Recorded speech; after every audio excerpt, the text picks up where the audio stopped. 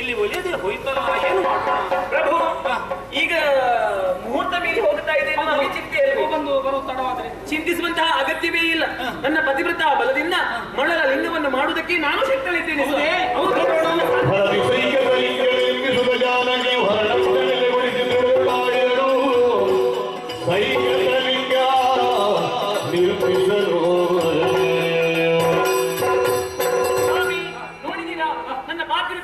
ಮಣಲ ಲಿಂಗವನ್ನು ಸಿದ್ಧಪಡಿಸಿದ್ದೇನೆ. ಈಗ ಇದಕ್ಕೆ ಹರನ ಅಂಶವನ್ನು ದಾಕ್ಷಾಯಿಣಿ ಅಂಶವನ್ನು ಕೂಡಿಸಿದ್ದೇನೆ.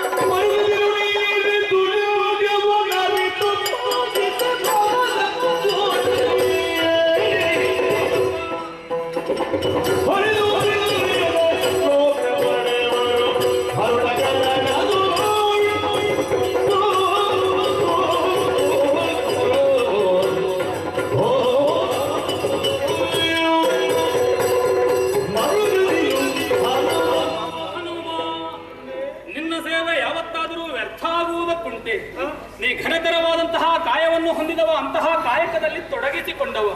ನನಗೆ ಬೇಕಾಗಿ ಕೋಟಿ ಕೋಟಿ ಇಟ್ಟಿಗೆಯನ್ನು ಕಲ್ಲಿನೋಪಾದಿಯಲ್ಲಿ ಹೊತ್ತುಕೊಂಡು ಬಂದವ. ನಿನ್ನ ಸೇವೆ ಯಾವತ್ತೂ ವ್ಯರ್ಥ ಆಗದು, ಅದಕ್ಕೊಂದು ಬೆಲೆ ಬಂದೇ ಬರುತ್ತದೆ ಎನ್ನುವಂತಹ ವಿಶ್ವಾಸ ನನಗುಂಟಪ್ಪ. ನೀನೀಗ ಹೊತ್ತು ತಂದಿರುವಂತಹ ಲಿಂಗ ವ್ಯರ್ಥ ಆಗುವುದಿಲ್ಲ, ಅದು ಅಲ್ಲೇ ಪ್ರತಿಷ್ಠಾಪಿಸಲ್ಪಟ್ಟಿದೆ.